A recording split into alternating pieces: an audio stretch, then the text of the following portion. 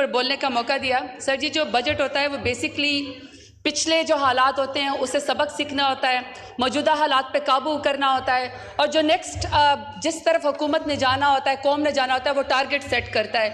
तो बेसिकली जो इस दफ़ा अभी ये PMLN ने अपना बजट पेश किया, तो सर ये इसका टेन्योर का तो पहला बजट है, लेकिन ये पिछले 35 साल से हुकूमत करते रहे हैं, तो तजर्बा इनका बहुत ज़्यादा है।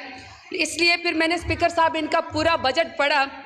पूरे बजट में जो कि 19,000 खरब का एक इंतहाई खौफनाक बजट है, उसमें पता चला कि महंगाई, सूद, बेरोज़गारी और सर इनके अपने इकनॉमिक सर में लिखा है सर मजमूई तौर पर गधों की तादाद में जो है वो इजाफा हुआ है। सर पूरे बजट की तकरीर में ये सर ये मेरे पास है, इसको पढ़े। कोई विजन नहीं है, कोई फिगर नहीं है, कोई स्टेटिस्टिक्स नहीं है सर, के सिवाय हमारे जो फाइनेंस मिनिस्टर साहब है सर, उन्होंने इस बजट तकरीर में लिखा हुआ है कि ये पूरी की पूरी बजट तकरीर हर पेज पे लिखा हुआ है कि नवाज शरीफ का और शहबाज शरीफ का विजन है। तो सर इनका जो पहले वाला विजन मैं ज़रा आपको ये बता दूं कि नवाज शरीफ और शहबाज शरीफ का जो विजन है वो मुल्क को स्टील मिल का खसारा 206 बिलियन दे चुके हैं, PIA का खसारा ये 622 बिलियन दे चुके हैं, बिजली का खसारा ये 2.7 ट्रिलियन दे चुके हैं, सुई गैस का खसारा ये 3 ट्रिलियन दे चुके हैं, मेट्रो बस का जो कि लाहौर का है और पिंडे का है, और इसमें मुल्तान शामिल नहीं करी क्योंकि मुल्तान जो है वो बंद हो गया है, अपने इकनॉमिक सर्वे में लिखा है सर 35.5 बिलियन का खसारा नवाज शरीफ और शहबाज शरीफ का जो है वो विजन है। फिर सर खुद ही कह रहे हैं कि इन्फ्लेशन 38% पे अफरात ज़र बढ़ गई है, जो कि हम 11% पे छोड़ के गए थे, रिजीम चेंज करके हमारी हुकूमत को गिराया गया था।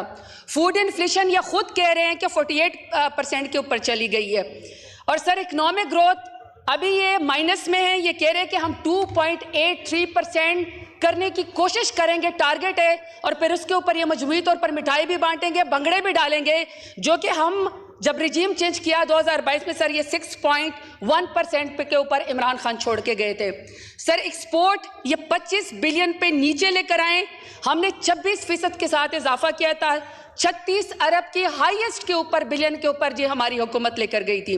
फिर सर रेमिटेंस पे ये 23 बिलियन के ऊपर ये लोग नीचे लेकर आए, हाईएस्ट जो हम लोग है सर इसको 26.1 बिलियन के ऊपर लेकर गए सर। जैसा कि आपको हमारे एक और MNA साहिबा ने आपको फरमाया सर, 2,80,000 का मकरूज हर बच्चा, चाहे सर उसके तन पे कपड़े नहीं है, चाहे उसके मुंह में निवाला नहीं है, नवाज शरीफ और शहबाज शरीफ की विजन की वजह से ये मुल्क मकरूज है सर। फिर ये इन्होंने सोचा, हमारे फाइनेंस मिनिस्टर ने सर, ये बजट तकरीर का चैप्टर है जी पेज नंबर 10 पे सर, ये कहते हैं कि मुल्क में सरमायाकारी लेकर आनी है नवाज शरीफ और शहबाज शरीफ के विजन के मुताबिक। सर ज़रा वो चैप्टर बढ़े। वो चैप्टर सरमायाकारी का कहता है कि तमाम असासे बेच दो कोड़ियों के भाव, घर का सामान बेच के नवाज शरीफ और शहबाज शरीफ के विजन के मुताबिक जो ये सामान लेकर आएंगे बेच के, उसमें सर इन्होंने टॉप प्रायोरिटी खुद लिखी है। ये कहते हैं हम PIA को बेच देंगे, हम रोजावेल्ट होटल को बेच देंगे, हम हाउस बिल्डिंग फाइनेंस कॉरपोरेशन को बेच देंगे, ये फर्स्ट वुमेन बैंक को बेच देंगे, हवाई अड्डों में सर ये इस्लामाबाद इंटरनेशनल एयरपोर्ट को बेच देंगे, कराची एयरपोर्ट को बेच देंगे, तमाम बिजली के कारखाने बेच देंगे। सर जी सर सब कुछ बेचना ही है तो फिर इस ऐवान को भी बेच दें, इसको भी आउटसोर्स कर दें। पहले भी 20-20 करोड़ में यहाँ पे बोलिया जो है वो बकरा मंडी लगा के रिजीम चेंज करा के ज़मीर फरोशी करके पूरे ऐवान को तो वैसे ही बेच दिया था, तो सर इस ऐवान को भी बेच दें अगर बेच के सारा खसारा पूरा करना है। और सर वैसे भी चूंकि फाइनेंस मिनिस्टर भी इम्पोर्टेड है, डिप्टी प्राइम मिनिस्टर और फॉरेन मिनिस्टर भी इम्पोर्टेड है, इंटीरियर मिनिस्टर भी इम्पोर्टेड है, हमारे पासपोर्ट जब्त है, हम मुल्क से बाहर नहीं जा सकते। ये विजन कहता है कि हॉलैंड से आया हुआ बंदा जो कि हॉलैंड का शहरी था कुछ दिन पहले, वो बताएगा कि डेरा गाजी खान में पाकिस्तानी चौक के पर बैठा हुआ सराइकी या बलोच या मुहाजिर या पाकिस्तानी क्या सोचता है, उसकी क्या ख्वाहिशात है सर, ये हमें आके हॉलैंड का शहरी आके बताएगा। अगर इतना ही सर विजन है तो अपने साथ वाले बंदों से ये पूछ लेते कि अगर मुल्क में सरमायाकारी करनी है, सर इनका पिछला रिकॉर्ड है, इन्होंने सर पाकिस्तान के टैक्स पेयर के पैसे से इनका स्टाफ मियाँ साहब को और मियाँ साहब खुद सर $4.5 लाख पर नाइट सर ये बाहर के मुल्कों में रहते थे। सर 165 रुपए का जो बिल अखबार का था वो भी कौमी खजाने से इन्होंने डाला है। और सर आने जाने के किराए में इन्होंने $28,000 जो है वो डाले हैं पाकिस्तान के खर्चे के लिए। और सर ऑडिटर जनरल की रिपोर्ट कहती है, और मैं सर मौजूदा ऑडिटर जनरल की रिपोर्ट का भी वेट कर रही हूँ, कि 2017 में 18 में PMLA ने 5.8 खरब खर्चियों में उड़ा दिए। सर मौजूदा भी हम करेंगे कि मौजूदा ऑडिटर जनरल क्या कहता है। सर ठीक है, ये कहते हैं विजन है, अगर ये सर ये समझते हैं कि ये सूटेड बूटेड होके जब कतरे चाइना जाएंगे, कैटवॉक करके किसी और मुल्क जाएंगे और ये कहेंगे कि हमारे मुल्क में सरमायाकारी है, तो सर मेरा इनसे सवाल है कि फिर आपकी सरमायाकारी बेल्जियम में, ऑस्ट्रेलिया में, लंदन में, अमेरिका में, दुबई में क्यों निकलती है? 33 खरब के इनके असासे जो हैं वो इस वक्त दुबई लीक्स के अंदर निकल आए, उसके ऊपर तो इनको सौंप सूख जाता है। 38% बजट के अंदर इन्होंने इजाफा किया है। कहते तनख्वाहदार की जेब से और निकालो, जो गरीब तबका है उसकी जेब से और निकालो। तो सर अगर हम इनको टैक्स दे दें और मजीद इजाफी दे दें ताकि ये मजीद जो है वो दुबई के अंदर या किसी और मुल्क के अंदर जो है वो सरमायाकारी कर ले, किसी को भी सर सजा नहीं मिलती है, हर एक के ऊपर ये चुप कर जाते हैं। अभी सर इन्होंने बजट में 19 खरब का बजट है, 19 ट्रिलियन का। सर इनकी प्रायोरिटी चेक करें, इनके प्रायोरिटी में सर पेज 15 के ऊपर है फूड सिक्योरिटी, सस्ती बिजली, मौसमियाती तब्दीली, मोहम्मद डैम, दियामिर भाषा डैम, चश्मा राइट बैंक किला, पट फीडर किनाल बलोचिस्तान, किसान पैकेज और एजुकेशन जो है वो टॉप यूनिवर्सिटीज़ की हायर एजुकेशन। सर इन तमाम चैप्टर्स के लिए 19 खरब के बजट के अंदर सिर्फ और सिर्फ 238 बिलियन इन्होंने रखे, टोटल मिला के 238 बिलियन। अब सर दूसरी तरफ जो इनका PSDP है उसमें 101% इजाफा हुआ है, 14 बिलियन का इनका PSDP है, 100 बिलियन उन्होंने इजाफे दे दिए, 1500 हो गए। और सर जो बिस्फ का प्रोग्राम है वो है 593 बिलियन का। सर ये टोटल मिला के 19 खरब के बजट में बनते हैं 2093 बिलियन। ये ठीक है सर, बिस्फ के ऊपर हमें कोई इतराज़ नहीं सिवाय इसके कि इसमें ट्रांसपेरेंसी होनी चाहिए, लेकिन सर ये बाकी जो PSDP इससे ज़्यादा गलियां बनेंगी ना, सोलिंग बनेंगी, ज़्यादा से ज़्यादा सर वो आप अपनी नालियां ठीक करेंगे ना, एक्शन से लेकर एजुर तक सारे के सारे इसमें अपना 10% लेंगे। लेकिन सर ये जो दूसरा चैप्टर है जिसमें पाकिस्तान को सबसे ज़्यादा ज़रूरत है उसके ऊपर आपने तो टोटल मिला के 238 बिलियन दे दी है। ऐसी सर मौसमियाती तब्दीली का मैं चैप्टर बढ़ रही थी, क्लाइमेट चेंज का। सर सारी दुनिया को पता है कि क्लाइमेट चेंज से पाकिस्तान दुनिया के टॉप रिस्क इंडेक्स में 5th नंबर के ऊपर आता है।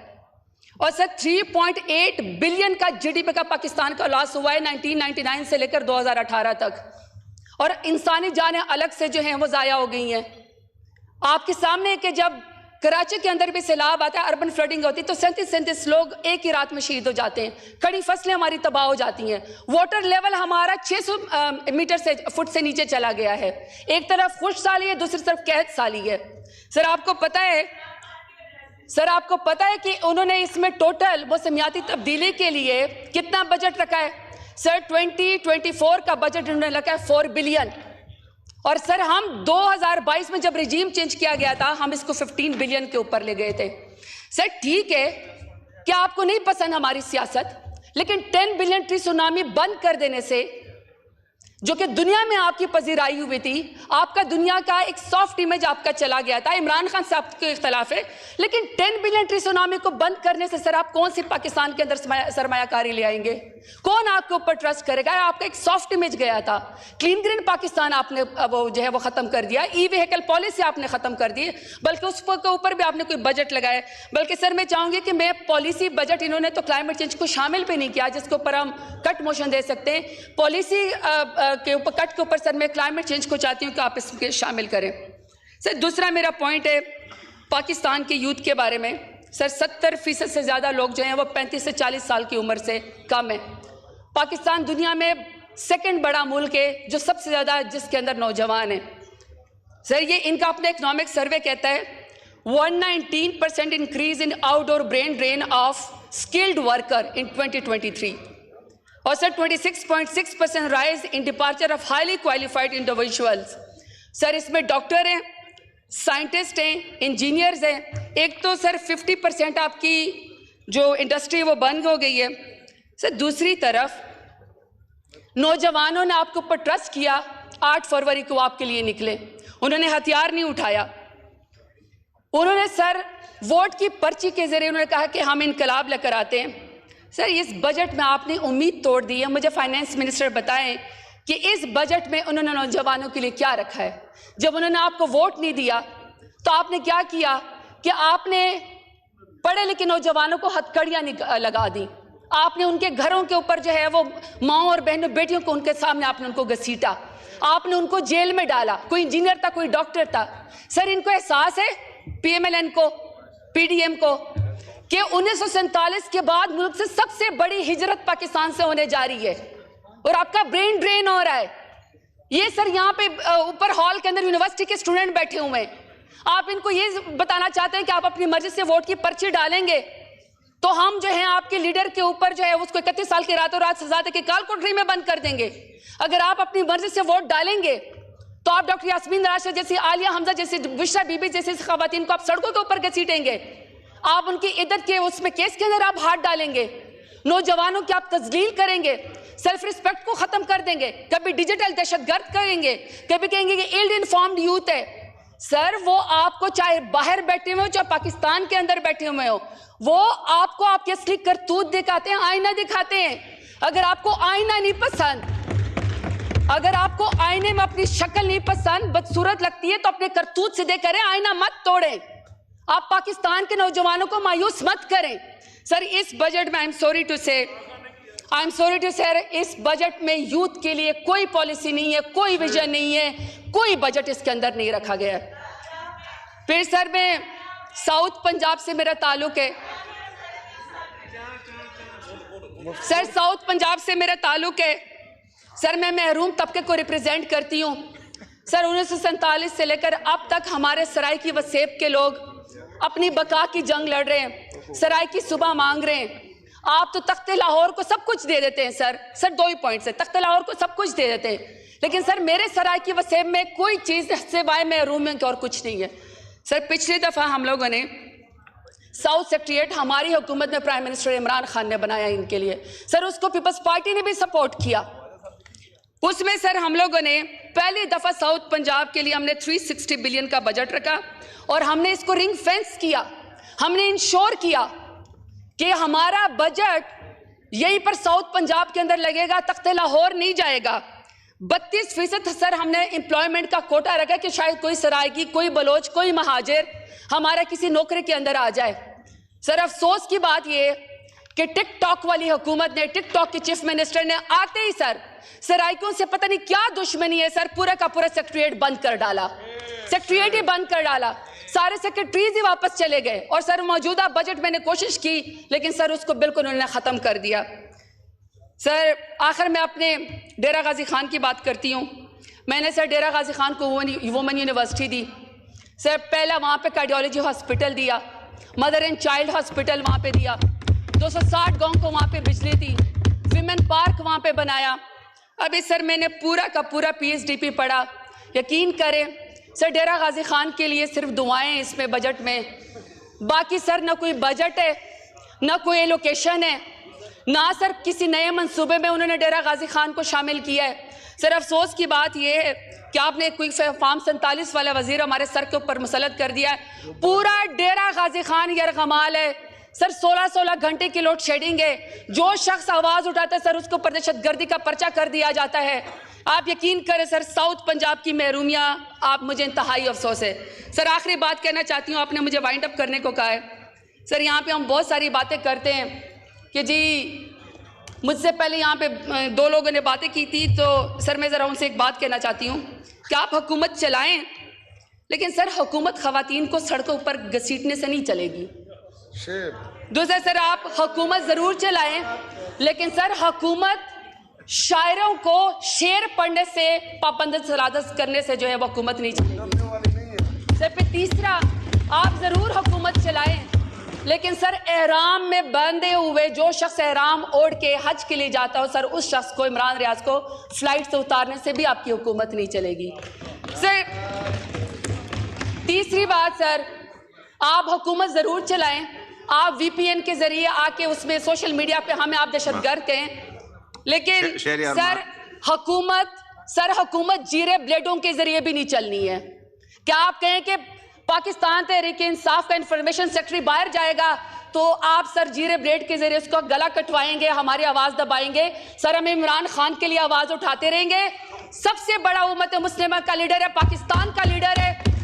जो शख्स, बार बार कहती हूँ सर, जो शख्स रियासत की कैद में कह दे कि मुझे डरा हुआ देखना तुम्हारा ख्वाब रह जाएगा, ऐसा शख्स नाकाबिले शिकस्त होता है, वो पाकिस्तान को लीड कर सकता है। Sir I am sorry to say, लफ्ज़ तो बड़ा सख्त है, लेकिन खुसरों का लिबास पहनने से भी हुकूमत नहीं चलनी है। शुक्रिया, शुक्रिया, शुक्रिया। बस तकरीबन माइक 16 मिनट हो गए। माइक आखिरी बात सर, आखिरी बात, आप पीछे से बोलना बंद करेंगे तो वो वाइंड अप करेंगे सर। सॉरी सर, आखिरी बात सर, आखिरी बात। अगर आपने हुकूमत चलानी है, अगर आपने इस मुल्क को क्राइसिस से निकालना है, आप चाहते हैं कि ये मुल्क तरक्की करे, नौजवान आपके ऊपर ट्रस्ट करें, तो सर एक ही आखिरी बात है, एक ही लीडर है, इमरान खान उसका नाम है, उसको लेकर आए, उससे माफी मांगे, इंशाल्लाह ये हुकूमत भी चलेगी, ये मुल्क भी चलेगा। बहुत शुक्रिया।